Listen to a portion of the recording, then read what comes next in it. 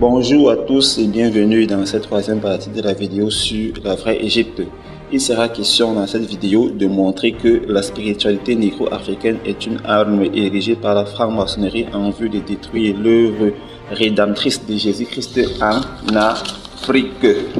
Ce qui veut dire que les Kamites, les gardiens de la tradition africaine ou encore chefs traditionnels sont tous des agents des loges maçonniques en mission afin de bâtir le nouvel ordre mondial. Avant d'y arriver, je vais d'abord revenir sur certains éléments que j'ai abordés dans les vidéos précédentes. Il s'agit entre autres du tableau des races trouvées dans le tombeau de Ramsès III qui nous révèle que les Sémites seraient des Asiatiques, c'est-à-dire des Blancs. Voilà. Et je vous ai démontré dans la vidéo précédente que, n'est-ce pas, ce tableau est faux et est parfaitement en désaccord avec la vérité selon laquelle les Sémites, n'est-ce pas, sont de race noire. D'après les explications de Cheikh Anta Diop, on comprend que, selon ce tableau, que c'est de cette manière que les anciens Égyptiens représentaient les peuples qui les entouraient à leur époque. Donc, il est très facile aujourd'hui de comprendre que ça, c'est de la manipulation. Une manipulation qui ne voudrait pas que l'homme noir sache que c'est lui qui est sémite. Et donc, je vais vous apporter d'autres éléments pour confirmer que ce tableau est faux et que c'est de la manipulation. Parce qu'on ne veut pas que l'homme noir accède à sa véritable histoire, selon laquelle il est israélite, il est sémite. Il est fils d'Abraham et c'est celui que repose la promesse. Voici, n'est-ce pas, quelques éléments que je vais vous citer pour donc confirmer cette réalité que les Juifs, les Sémites sont des Noirs et non des Blancs.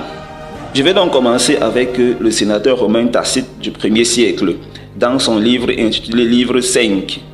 Au niveau du titre noté les Juifs, leur origine, leur religion, leur loi. En voici quelques avis qu'il a recueillis parlant de l'origine des Juifs. Il dit ceci au niveau du 4e avis. Quelques-uns prétendent que sous le règne d'Isis, l'Égypte regorgeant d'un excès de population s'en déchargea sur les terres voisines et que la migration eut pour chef Hierosonymus et Juda. Beaucoup font des Juifs une race d'Éthiopiens et donc, selon cet avis, les Juifs étaient de race noire. Voilà comment, selon le sénateur romain Tacite, les Égyptiens, n'est-ce pas, décrivaient les Israélites, donc les Sémites. Je vais continuer toujours avec Tacite. Dans un autre paragraphe du même livre, il est écrit « Il, c'est-à-dire le roi Bochirus ou Bacchus, lui fallait expulser dans un pays étranger hors d'Égypte cette population, c'est-à-dire les Israélites, qui deviendra plus tard le peuple juif noir, ou alors le peuple juif de race noire, parce qu'elle était détestée par ses dieux. » Voilà donc un autre texte qui démontre que pour les anciens Égyptiens, les Juifs, les Israélites étaient de race noire et non des Blancs. Ce qui démontre que ce tableau de race, soi-disant trouvé dans le tombeau de Ramsès III, est tout à fait faux. On prend la deuxième preuve avec l'historien allemand Elmer von Fleischer, qui nous donne une description claire et nette du Christ dans son livre The Black Hebrews and the Black Christ. En voici un extrait. Alors parut un homme d'une simple apparence, d'âge mature, au teint foncé, entre parenthèses noir, de petite taille, mesurant 3 coudées, s'il est permis de l'appeler homme. Sa nature et son extérieur étaient d'un homme, mais son apparence plus qu'humaine et ses œuvres divines.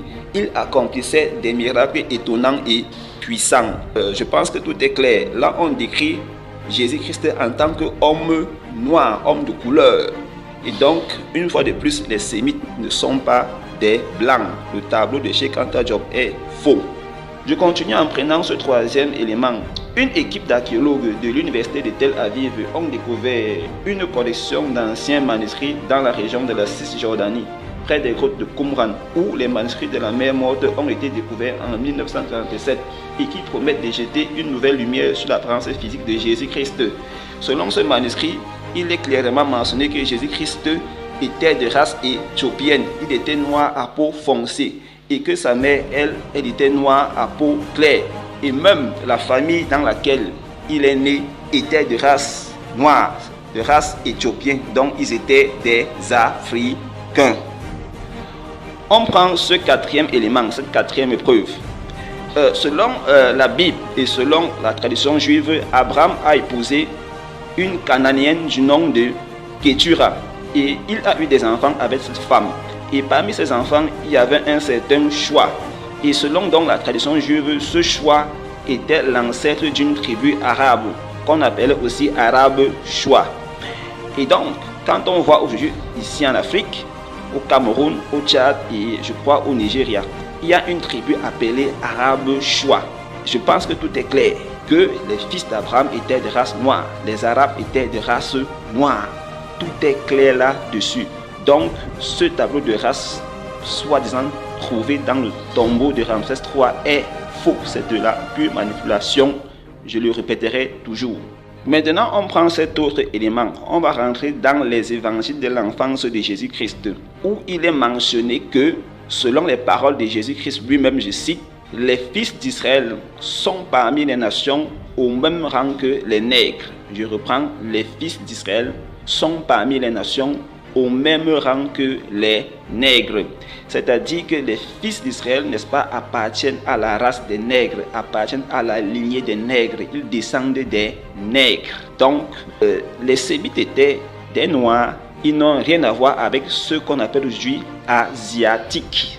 Je vais enfoncer le clou dans la plaie en expliquant le nom d'Abraham. La première fois que je décrypte ce nom, c'est en langue Shona. En langue Shona, le nom Abraham se dit Abarahama, composé d'Abara et de Hama.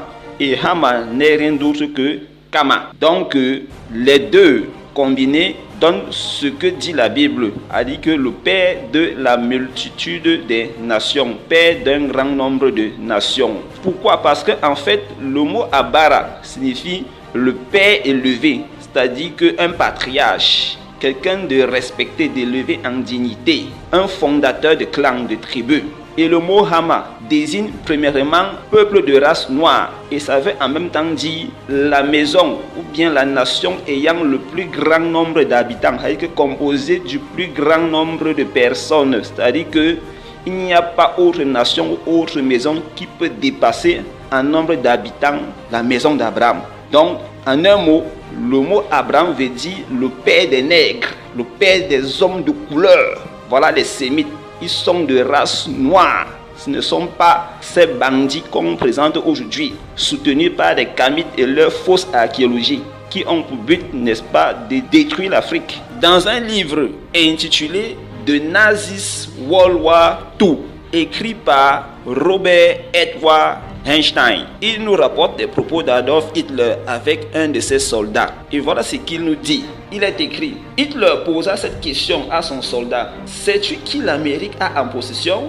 Non, lui dit le soldat. Hitler lui répondit, les Américains ont volé les bijoux de Dieu. Et son soldat lui demande, que veux-tu dire par bijoux de Dieu?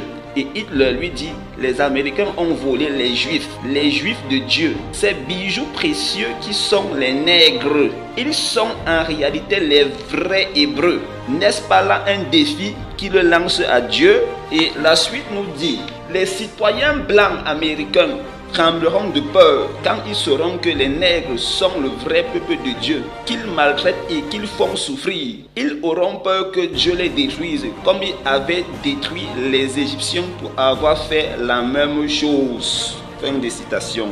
Voilà, à présent, nous allons apporter les éléments de réponse, les preuves qui prouvent que la spiritualité négro-africaine est l'arme parfaite que la franc-maçonnerie utilise pour détruire l'Afrique, pour déconnecter l'Africain de son seul et unique sauveur qui est Jésus-Christ. Selon les Écritures, le peuple juif, n'est-ce pas, est faible lorsqu'il est déconnecté de l'Éternel, lorsqu'il transgresse l'alliance. Puisqu'il est écrit, si vous obéissez à ma parole, vous serez la tête et non la queue. Mais si vous désobéissez, si vous ne mettez pas en pratique ce que je vous recommande, voici les malheurs que je ferai venir sur vous. Tout le monde connaît ce passage dans Deutéronome 28. Voilà, donc l'ennemi sait que pour détruire le peuple d'Israël, il faut l'amener à désobéir à l'Éternel et l'amener également à oublier la loi, les commandements de l'Éternel. Ça se voit clairement dans le livre des Juges, où à chaque fois que le peuple d'Israël se déconnectait, abandonnait ou oubliait l'Éternel, ils étaient soumis à leur ennemi qui les dominait et les détruisait. Voilà. Le plus connu, c'est le cas de Samson, n'est-ce pas, qui était un vaillant héros, un vaillant guerrier qui a libéré Israël de l'emprise des Philistins. Voilà donc le secret des Israélites, c'est de rester fidèles à l'Éternel des armées, garder l'alliance, garder les commandements de l'Éternel. Voilà donc pourquoi la franc-maçonnerie donc va frapper de ce côté, c'est-à-dire que pousser le peuple juif à oublier l'Éternel. La franc-maçonnerie donc, pour ceux qui ne le savent pas, je vais d'abord poser le fondement en vous racontant comment est-ce que la franc-maçonnerie a commencé et quels sont ses objectifs. La franc-maçonnerie a commencé au 1er siècle, plus précisément le 24 juin de l'an 43. Ceci s'est passé à la cour du roi Hérode Agrippa I, suivi de ses 8 conseillers, n'est-ce pas, qui ont décidé de mettre sur pied une arme puissante leur permettant de détruire l'œuvre rédemptrice de Jésus-Christ, c'est-à-dire empêcher à ce que l'évangile soit prêché. Puisqu'il est écrit, l'Éternel a tant aimé le monde qu'il a donné son Fils unique afin que quiconque croit en lui soit sauvé et ne périsse point. Voilà, la franc-maçonnerie donc existe pour combattre, n'est-ce pas, cet acte salutaire de l'Éternel. Ils vont donc mettre sur pied une association à l'époque qui s'appelait la Force Mystérieuse, devenue aujourd'hui franc-maçonnerie. Le but, comme je l'ai dit, c'était donc de détruire l'évangile de Jésus-Christ, que je résume, n'est-ce pas, au travers de cette expression, le combat contre la foi. Et donc la franc-maçonnerie opère dans ce que j'ai appelé le combat contre la foi. Quiconque combat la foi en Jésus-Christ est ennemi de Jésus-Christ. Et c'est ça la vision mère de la franc-maçonnerie. Et dès cette époque, les premières loges vont commencer à naître. La toute première, c'était la loge appelée loge de Jérusalem. La loge qui va suivre et qui va même permettre à la franc-maçonnerie de grandir et d'embraser le monde entier, c'est la création de la loge de Rome. Cette loge va faire des exploits extraordinaires au point où, au XIIe siècle, le temple central de Jérusalem, qui était la loge suprême principale, va donc donner tous ses pouvoirs à la loge de Rome. Voilà pourquoi on parle donc de loge catholique romaine devenue aujourd'hui Église catholique romaine. Son rôle était, n'est-ce pas, de saboter, n'est-ce pas, comme je l'ai dit au départ, l'œuvre rédemptrice de Jésus-Christ de Nazareth, selon une démarche qui a été soigneusement mise sur pied. Pour saboter, détruire et ridiculiser donc l'œuvre de Jésus-Christ, la foi en Jésus-Christ, pour ridiculiser les évangiles. Là, je me résume.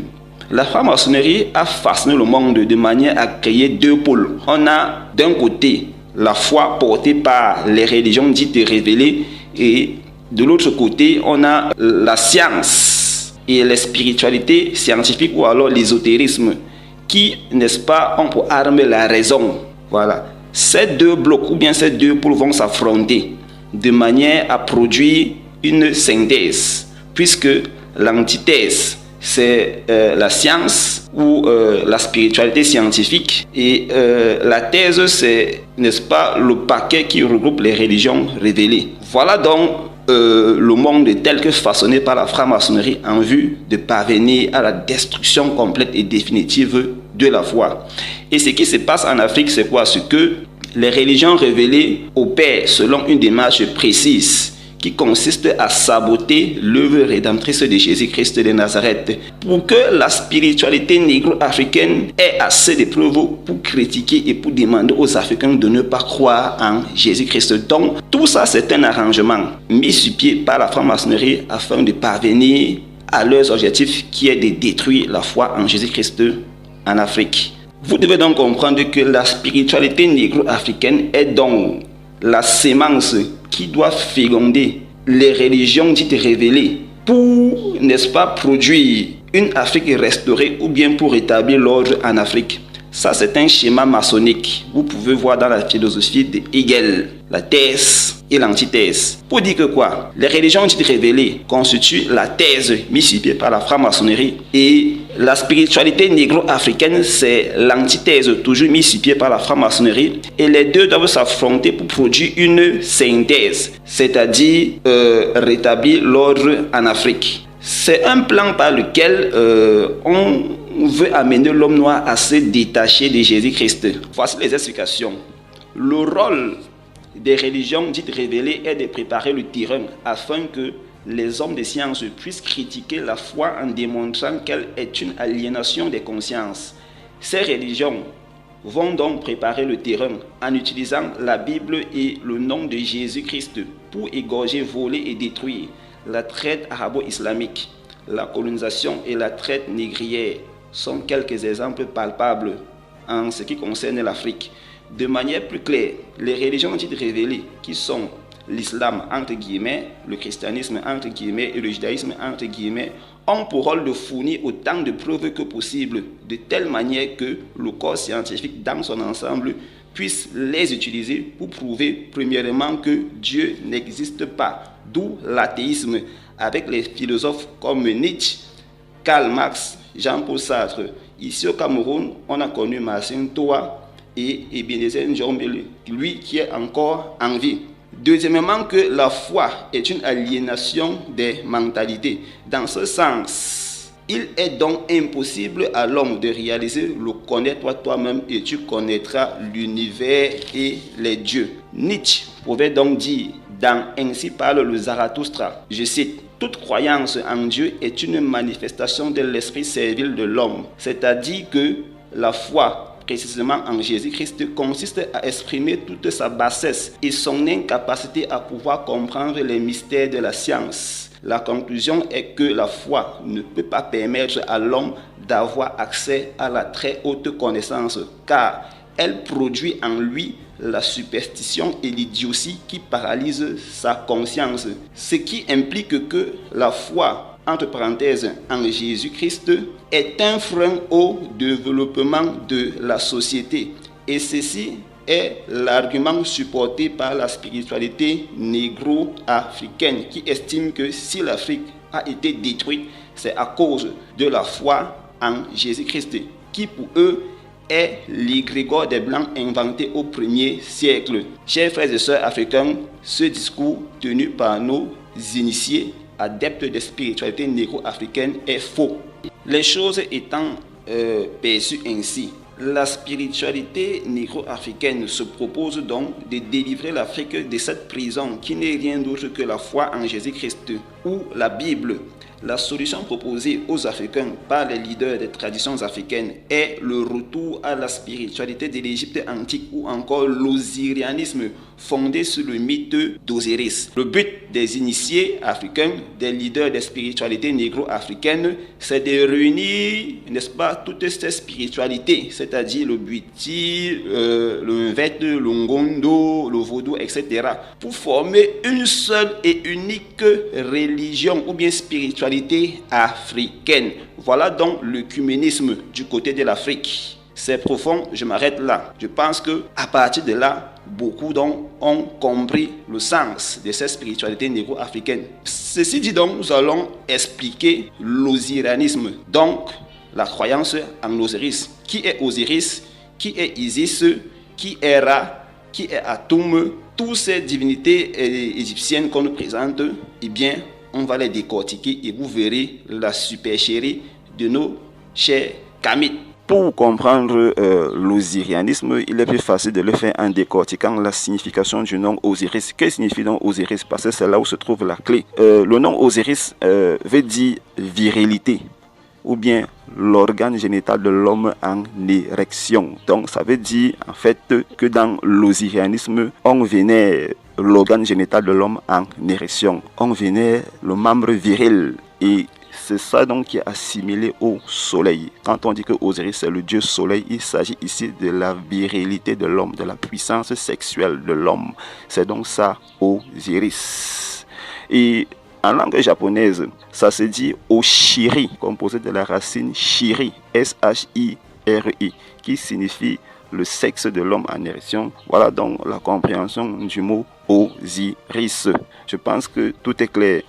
En langue latine, on appelle Osiris Bacchus, qui tire ses origines du mot baculus, toujours en latin. Et en langue indo-européenne, on dit Bac, B-A-K. Ça signifie la baguette en français, c'est-à-dire une tige rigide et solide qui représente donc l'organe génital de l'homme en érection. On emploie encore le mot phallus ou alors palus en latin qui désigne un poteau, une tige rigide représentant toujours l'organe génital de l'homme en érection. En grec, on utilise le mot obélisque qui tire ses origines du mot bélos. Bélos qui désigne l'organe génital de l'homme en érection, une tige rigide et solide. On emploie encore le mot roseau, rose, etc. qui désigne toujours une tige rigide représentant toujours l'organe génital de l'homme en érection. Et il y a une secte pernicieuse qui porte ce nom appelé Rose-Croix. Il y a la Rose-Croix d'or, la Rose-Croix à Morque. En fait, ça fait toujours référence à l'osirianisme. Quant au mot Isis, il signifie femme en âge de procréer, c'est-à-dire une femme féconde, une femme fertile. C'est ça donc le mot Isis. Donc tout cela renvoie au sexe. Et la racine de ce mot, c'est S-I-S. C'est-à-dire qu'on supprime le I là, on reste avec S-I-S. Ça signifie donc procréation, fécondité, fertilité, qui désigne la capacité qu'a une femme à pouvoir mettre au monde des enfants. En langue Xhosa, parlée en Afrique du Sud, Isis se dit Usisi, qui signifie femme en âge de procréer, c'est-à-dire une femme qui a atteint l'âge où elle est capable de procréer. C'est ça donc le mot Isis. Au travers des langues, le mot Isis désigne aussi le sexe ou le chiffre 6 parce que sexe et 6 c'est le même mot. Ça signifie donc procréation et aussi alliance avec l'iniquité. Plus précisément ici, la fornication ou l'impudicité. C'est donc ça le mot Isis. Ça signifie une femme en âge de procréer, tout simplement. Donc, ça vous donne de comprendre clairement ce qu'on entend par osirianisme, qui est pour les kamites la forme authentique du christianisme. Donc, je pense que tout est clair. Dans les hiéroglyphes, il est écrit que c'est Aset. Et la racine, c'est toujours le mot Set, le S-E-T, qui signifie procréation, procréer, forniquer, pratiquer l'impudicité. Je pense que c'est clair. Et dans la Rose-Croix, lorsqu'on dit Rose-Croix, le mot rose désigne aussi Isis. C'est son nom en tant que celle qui a recréé le membre viril d'Osiris pour célébrer le culte de la fertilité.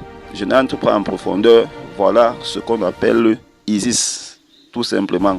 En ce qui concerne la croix Ankh, que les Kamites nous présentent comme étant la plus ancienne des croix. Et ils disent que c'est de là que la croix chrétienne a été ficelée, quoi. Donc la croix chrétienne n'est qu'un plagiat de la croix Ankh des anciens Égyptiens. Et ils disent que le mot Ankh signifie la vie éternelle. Mais en réalité, c'est faux parce que le mot Ankh signifie plutôt la vie, n'est-ce pas, qui se crée sur un lit. C'est-à-dire que lorsque un homme et une femme se trouvent dans une pièce secrète pour fabriquer un enfant, c'est ça donc le Ankh. Donc ça signifie la procréation une fois de plus. Et au travers des langues, voilà ce qu'on peut dire du mot Ankh. En langue tamoul, parlée en Asie, le mot Ankh se dit Ankuri, A-N-K-U-R-I, et signifie le pénis de l'homme en érection. En langue basque, le mot Ankh se dit Anka, H-A-N-K-A. Ça signifie jambe.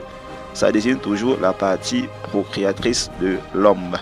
En langue corse, le mot Ankh se dit Anka et ça signifie jambe. En langue ou allemande, le mot Ankh se dit Anka. Ça s'écrit A-N-C-H-A. Ça signifie aussi jambe. En langue occitane, le mot Ankh, ça se dit Hanka. Ça signifie fesse ou hanche. En langue catalane, le mot Ankh se dit Anka. Ça signifie fesse ou hanche. Ça s'écrit A-N-C-A. Donc en fait, Le mot ankh désigne les reins ou la hanche ou la jambe qui renvoie à la partie procréatrice, le lieu où siège la puissance de la procréation. C'est donc ça le mot ankh. Ici donc la vie ne fait pas référence à Dieu, le Créateur, mais ça fait plutôt référence à l'être humain, c'est-à-dire l'homme et la femme qui se réunissent dans une pièce pour donner naissance à un être. Et vous voyez la forme du ankh qui renvoie soit à la partie génitale de la femme, soit à la partie génitale de l'homme. Donc la langue que j'ai pu recueillir confirme cela. En langue africaine, ici au Cameroun, en langue Ewondo, les reins se disent Angedek, A-N-G-E-D-E-K. Ça signifie rein. Donc la partie procréatrice, le siège de la procréation. En langue Eton, c'est pareil. Angedeki, A-N-G-E-D-E-K-I. En langue Fang, surtout ceux du Gabon, on dit Angenyuk, A-N-G-H-E-N-Y-E-K. Ça signifie rein ou hanche.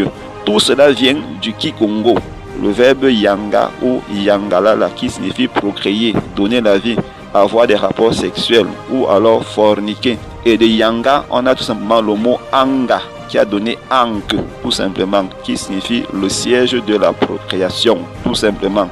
Donc vous voyez que la spiritualité des anciens Égyptiens qu'on nous présente est basée sur la sexualité, sur la fornication, le culte de la fertilité, c'est-à-dire que le culte du sexe, le culte de la virilité de l'homme et de la fécondité de la femme. Voilà ce qu'il faut savoir. Pour ceux qui ne savent pas, le mot sister en anglais tire ses racines du mot Isis. Et ça signifie soit le sexe, soit le chiffre 6. Ce sont les mêmes mots. Par exemple, en langue slovaque, le mot cis se dit sist, S-I-S-T.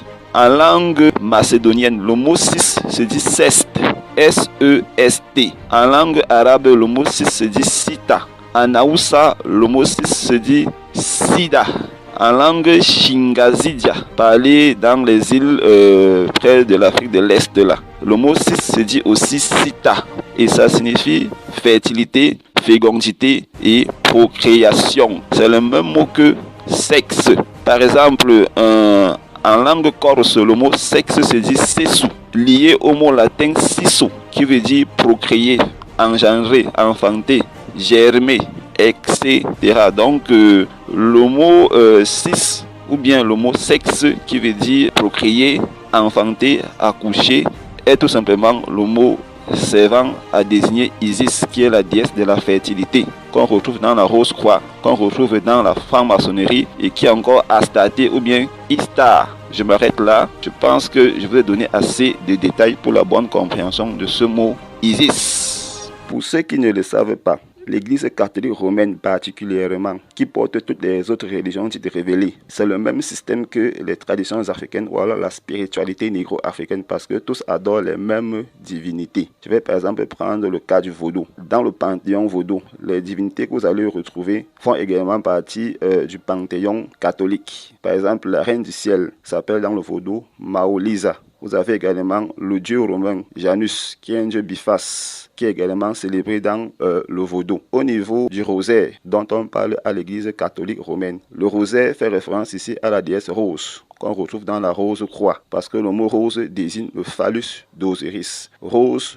roseau, ça signifie tige en érection, ou bien la verge de l'homme en érection. Voilà, donc c'est dû, n'est-ce pas, au fait que Isis, n'ayant pas retrouvé le phallus d'Osiris qui avait été avalé par le poisson, a recréé ce phallus et a institué le culte de la fertilité, la célébration du phallus d'Osiris. Voilà un peu ce qu'il faut comprendre.